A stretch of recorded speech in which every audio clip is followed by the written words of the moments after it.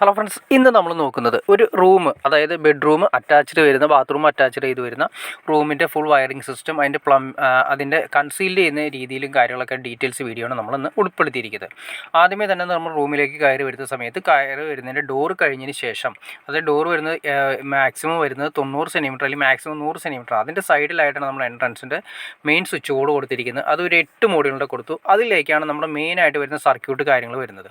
Circuit വരുന്നത് ഇതിൻ്റെ തൊട്ട് ബാക്കിൽ, ഈ ബോക്സിൻ്റെ തൊട്ട് ബാക്കിലാണ് അതിൻ്റെ ഹാള് വരുന്നത്. അതിലൂടെയാണ് സർക്യൂട്ട് തുളഞ്ഞ് കയറി വരുന്നത്. അതിലെവിടെ തുളച്ച് കയറിയിട്ടതിന് ശേഷം 2 സൈഡുകളിലേക്കിട്ട് പോകുന്ന രീതിയിലാണ് കൊടുത്തിരിക്കുന്നത്.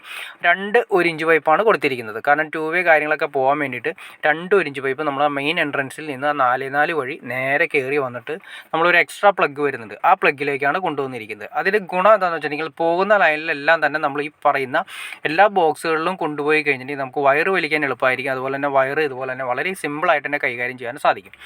നേരെ ഇനി വരുന്നത് വെച്ചാൽ ബെഡിൻ്റെ ഏരിയയാണ്. ബെഡ് സ്വിച്ചിൻ്റെ ഏരിയയിൽ നമ്മൾ കൊടുത്തിരിക്കുന്നത് 6 അടി കോട്ടാണ് ഇടാൻ ഉദ്ദേശിക്കുന്നത്. ബെഡ് ഇട്ടതിന് ശേഷം 2 സൈഡിലായിട്ട് 2 ബോക്സുകളാണ് കൊടുത്തിരിക്കുന്നത്. 8 മോഡുകളിൻ്റെ 2 ബോക്സുകൾ കൊടുത്തു. അതിലേക്ക് ഈ സീലിങ്ങിൻ്റെ ലൈറ്റും കാര്യങ്ങളൊക്കെ പിടിക്കാൻ വേണ്ടിയിട്ട് നമ്മൾ സീലിങ്ങിൽ നിന്ന് ഡയറക്റ്റ് വരുന്ന ഒരു പൈപ്പുണ്ട്. അതായത് മുകളുണ്ടാവും, ഈ കാണുന്ന പൈപ്പാണ്.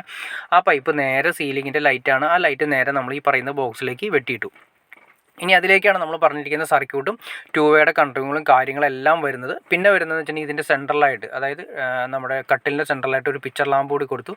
പിന്നെ മെയിനായിട്ട് പോകുന്നത് AC ഔട്ടാണ്. AC ഔട്ട് ഈ ബോക്സിൽ നിന്നും, അതായത് ബെഡ് സ്വിച്ചിൽ നിന്ന് നേരെ പോയതിന് ശേഷം AC റൈറ്റ് സൈഡാണ് നമുക്ക് എപ്പോഴും പ്ലഗ് കൊടുക്കാൻ നല്ലത്. നമുക്ക് ഒന്നല്ലെങ്കിൽ വേണമെങ്കിൽ പ്ലഗ് വെച്ച് കൊടുക്കാം, അതല്ലെങ്കിൽ നേരെ ഭിത്തിയുടെ പുറത്തേക്ക് തുളച്ചിട്ടാലും എങ്ങനെയായാലും കുഴപ്പമില്ല. ഇവിടെ നമ്മൾ പ്ലഗ് വെച്ചിട്ട് കൊടുത്തിട്ടാണ് ഒരു 2 മോഡുകളുടെ ബോക്സ് ഓൾറെഡി കൊടുത്തിട്ടാണ് ചെയ്യുന്നത്. അതല്ലെങ്കിൽ നമുക്ക് നേരെ സെൻറ്ററിലേക്ക് തുളച്ചിട്ടാലും അവിടെയും യൂണിറ്റ് വരുന്ന രീതിയിൽ ചെയ്തിട്ടുണ്ട്. അപ്പോൾ പിന്നെ വരുന്ന ഏരിയ എന്ന് വെച്ചിട്ടുണ്ടെങ്കിൽ നമുക്ക് എക്സ്ട്രാ പ്ലഗ് കാര്യങ്ങളൊക്കെ വരുന്ന ഏരിയയാണ്. നമുക്ക് ഈ ബെഡ്റൂമിൽ TV സിസ്റ്റം ചെയ്യുന്നുണ്ട്. അതായത് ബെഡിൽ നിന്നും TV കാണാവുന്ന രീതി ആയതുകൊണ്ട് നേരെ ഓപ്പോസിറ്റ് ഈ വാളിലാണ് ചെയ്തിരിക്കുന്നത്.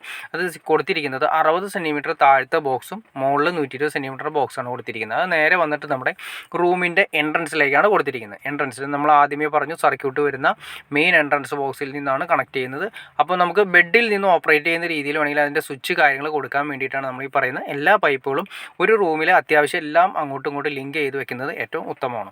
പിന്നെ നമ്മൾ അടുത്ത് ബാത്റൂമിലേക്ക് കടന്നു. ബാത്റൂമിൽ നിന്ന് നേരെ വരുന്ന ബാത്റൂമിൻ്റെ ലൈറ്റ് വരുന്നുണ്ട്. അതിനൊരു വാഷ് ബേസിൻ്റെ ഏരിയ, ക്ലോസറ്റിൻ്റെ ഏരിയ, പിന്നെ കുളിക്കുന്ന ഏരിയയുടെ തൊട്ട് മുകളിലായിട്ട് നമ്മൾ ഹീറ്ററിന് വേണ്ടിയിട്ട് ഒരു പ്ലഗ് സോക്കറ്റിൻ്റെ 2 മോഡുകളുടെ ഒരു ബോക്സ് കൊടുത്തു. അതിൽ നിന്ന് നേരെ വെട്ടി എക്സോസ്റ്റിന് പോയിന്റ് കൊടുത്തു.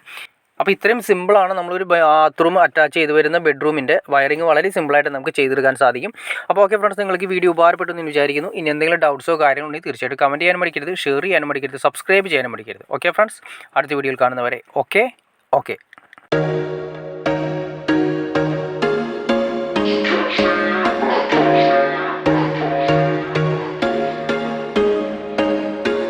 There was once a day that I would pray for you. I'd go and misbehave just so you'd notice too.